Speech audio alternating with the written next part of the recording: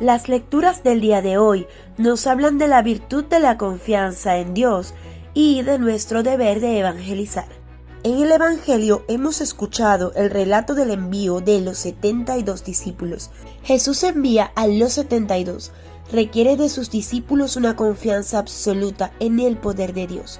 Como corderos en medio de lobos, mandó Jesús a los primeros discípulos, 72 en total, y en parejas de 2 en 2, advirtiéndoles que la cosecha era grande y los trabajadores pocos. Los mandó por delante de él a los pueblos y lugares a donde pensaba ir. La frase de los corderos y los lobos ciertamente asusta. Sin embargo, todos respondieron. Hoy el Señor nos repite este mandato a todos nosotros, que hemos de evangelizar también. Al decirle a sus discípulos que los envía como corderos en medio de lobos, parece anunciarles peligros serios. Podemos pensar que puede suceder cuando algunos pobres corderitos se encuentran ante una manada de lobos feroces. La imagen es fuerte, pero sucede que los corderos, sus discípulos, deben confiar no en su propia fuerza, sino en el poder de Dios. Esto es tan así que además da a sus discípulos instrucciones muy precisas de que no lleven ni dinero, ni morral, ni sandalias, o sea, los envía también aparentemente desprovistos de todo lo necesario desde el punto de vista humano. Hoy hay lobos feroces también, así y todo hay que evangelizar. ¿Y qué es evangelizar en esta cultura de hoy? Es rescatar esas ovejas que están perdidas en tantos errores, vendidos como supuestas verdades, pero que siguen siendo errores y falsedades. Ejemplos: la extendida creencia en ese mito mentiroso y peligroso que es la reencarnación, la ciencia de que Dios es una especie de spray que está por todos lados y que no se sabe qué es, y menos aún quién es. Y mucha gente cree en ese Dios difuso que supuestamente es energía. Y así podríamos seguir nombrando supersticiones, engaños, patrañas, ideologías que nos alejan de la verdad y del verdadero Dios.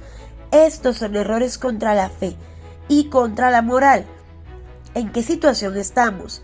Nos basta ver los resultados: hogares rotos, con su estela interminable de problemas, violencia y crímenes por todos lados, corrupción rapante, violación de los derechos más básicos. Lo que es bueno ahora es malo y lo malo ahora es bueno. Y lo que antes era cierto ahora es lo que uno quiere que sea. Tremenda confusión. Si quiero ser mujer, aunque sea en realidad hombre, pues puedo ser lo que se me ocurra o lo que me provoque. La dictadura del relativismo ligada a la extrema sensibilidad ante cosas que son reales, pero que para no asumir una responsabilidad real frente a ellos o no aceptar esa realidad, prefiero tomarlo como una ofensa. Y no solo en cuanto al género y en cuanto al concepto de la familia, sino en lo que sea. En todo este mundo de mentiras y antivalores están las 99 ovejas enredadas en zarzas y en peligros de que las agarren los lobos y ya no tengan remedio. ¿Qué hacer entonces? Igual que los discípulos que Jesús envió como corderos en medio de lobos, debemos confiar no en nuestra propia fuerza, sino en el poder de Dios, del verdadero Dios, no del Dios spray. ¿Y qué le sucedió a los discípulos? Estaban impresionados de lo que había sucedido. Llegaron diciéndole a Jesús: Señor, hasta los demonios se nos someten en tu nombre. Es decir, el lobo y los lobos se sometieron a los corderos. ¿Cómo hacer? Convertirnos en instrumentos de Dios. Confiar que Dios puede realizar prodigios a través de corderos, a pesar de los lobos. Pero es que yo no sé teología. Cierto que no podemos quedarnos con lo que aprendimos para la primera comunión, pero no hay que ser teólogos para evangelizar. Debemos sí abrir nuestro corazón a Dios y a la iglesia para prepararnos un poco más cada día.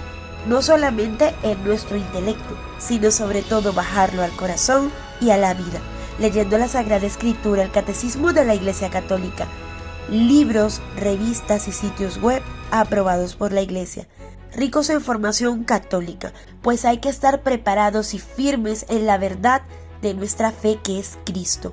Pero lo más importante es llevar al Señor en nosotros, y que así el Señor llegue a los demás. De allí que primero que nada debemos llenarnos de Él. ¿Y cómo nos llenamos de Él? En la oración frecuente y constante, en los sacramentos, en la recepción de ellos, también frecuente y constante. La oración y los sacramentos nos van haciendo instrumentos dóciles en las manos del Señor para que Él pueda actuar a través de nosotros.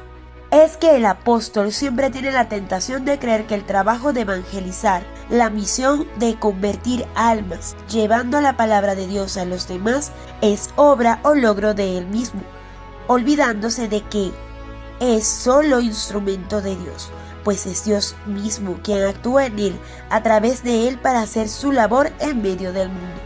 No solo desde lo que hace, sino desde quien es. Ser instrumento de Dios es ser como una trompeta, por la cual pasa el aire. Quien sopla el aire y quien hace la melodía es Dios.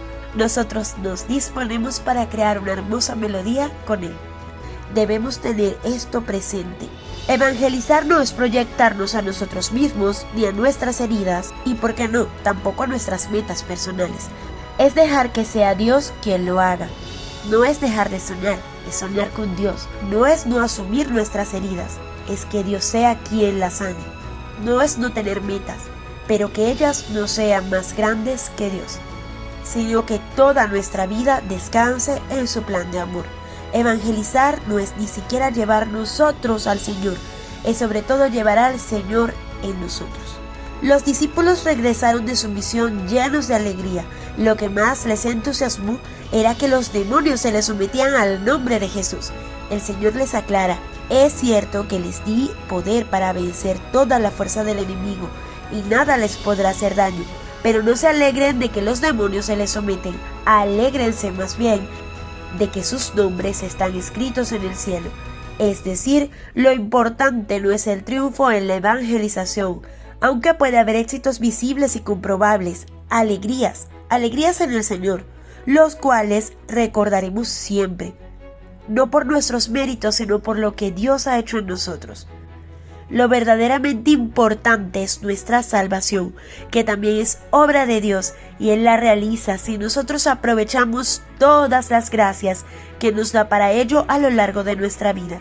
Así como a los 72 discípulos, Jesús nos envía también hoy a nosotros, a todos los que queramos seguirle. Ese envío está incluido en esas gracias de salvación que nos da constantemente en nuestra historia de vida, en las personas con las que nos relacionamos. Nos envía y nos equipa y nos instruye, nos dice qué hacer y qué decir o qué no decir, y debemos alegrarnos no porque los demonios puedan sometérsenos, sino porque nuestros nombres están escritos en el cielo.